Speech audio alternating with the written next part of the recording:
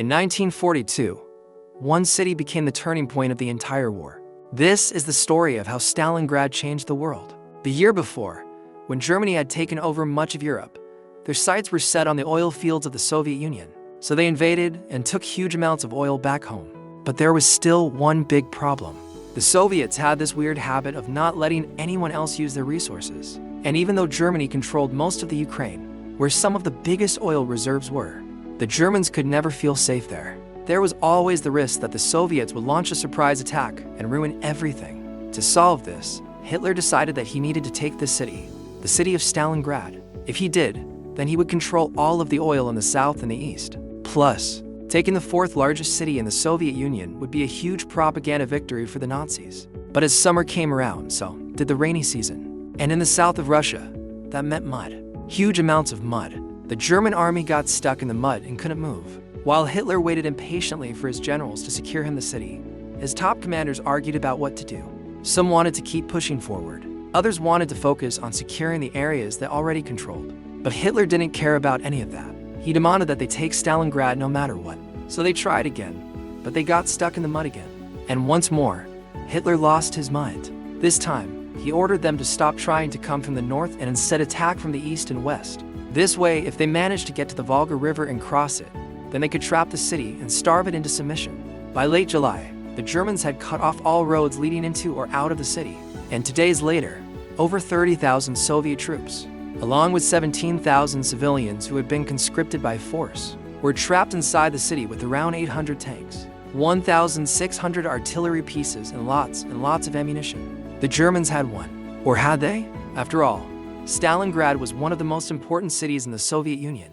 It was also one of the biggest. And now that it was under attack, people started running out of food and supplies. German planes dropped bombs on the city day and night. And pretty soon, whole city blocks were just piles of rubble. Those who survived the bombings took shelter in basements or underground tunnels, only to be bombed again. The bombing of Stalingrad was one of the worst in the entire war. And by August, thousands of refugees were pouring out of the ruins, hoping to escape the city while there was still time. Hitler thought that by now the Soviets would beg for mercy.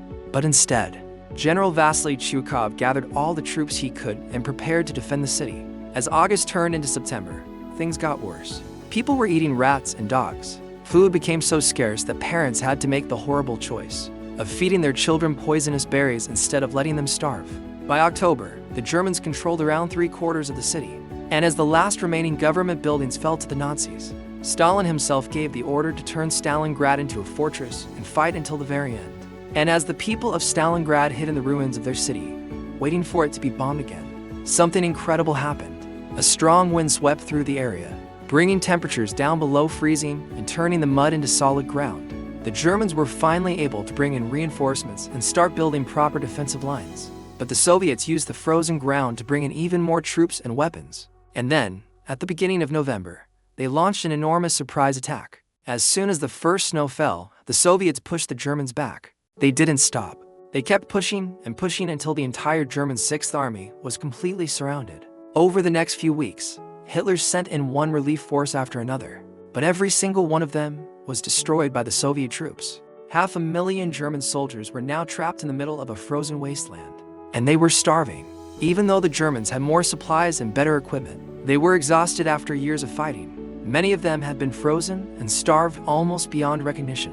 On February, German General Friedrich Paulus surrendered 91,000 soldiers to the Soviets, giving up the fight for Stalingrad. In the end, the Germans had lost one of their best divisions, and with it, the war was going to change direction.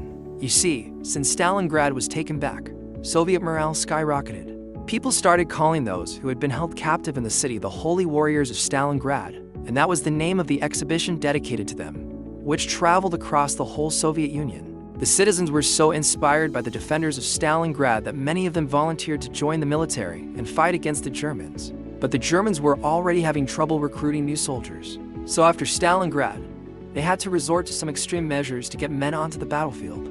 That's because right after the Battle of Stalingrad, the German army had to retreat and leave most of their equipment behind. And by the following spring, they were in full-blown retreat. The Soviets chased them all the way to Berlin, where the war ended 3 years later. Of course, there were other battles that were bigger than Stalingrad. There were other battles with higher casualty counts. But Stalingrad was special. It was the first time during the war that a German offensive had failed. It was the turning point of the entire conflict, and it showed everyone that Germany could be defeated. When the battle began, the Soviets had little hope of winning. No one thought they could stand up to the mighty German war machine. But despite being outnumbered and outgunned, they managed to destroy one of the best armies in history. After Stalingrad, the Germans were never able to mount a serious offensive.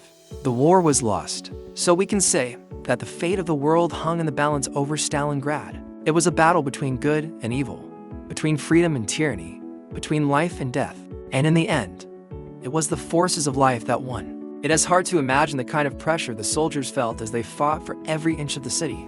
We can look at old photos and videos of veterans and POWs talking about their experiences, but we will never really know what it was like unless we were there ourselves. There are many stories of individual bravery, of ordinary people who did extraordinary things in the face of adversity.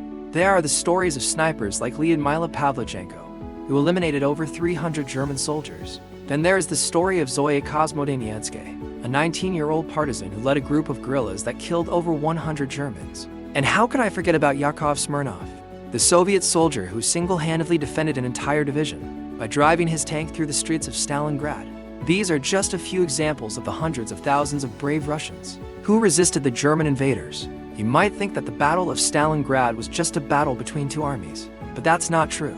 It was also a battle between two ways of life. On one side was the Soviet Union, a country that had been built on hard work and sacrifice. On the other side was Nazi Germany, a country that had been built on hate and fear. In the end, it was the Soviet Union that won, not because it had more tanks or guns or planes, but because people were willing to fight harder and sacrifice more for their country. In the end, it wasn't just a battle between two armies, it was a battle between two worlds. But who knows? Maybe somewhere in some parallel universe, the Germans did manage to take Stalingrad, and maybe the world we live in today is very different. Thanks so much for watching. Please subscribe and leave a comment with your ideas for future videos. See you next time.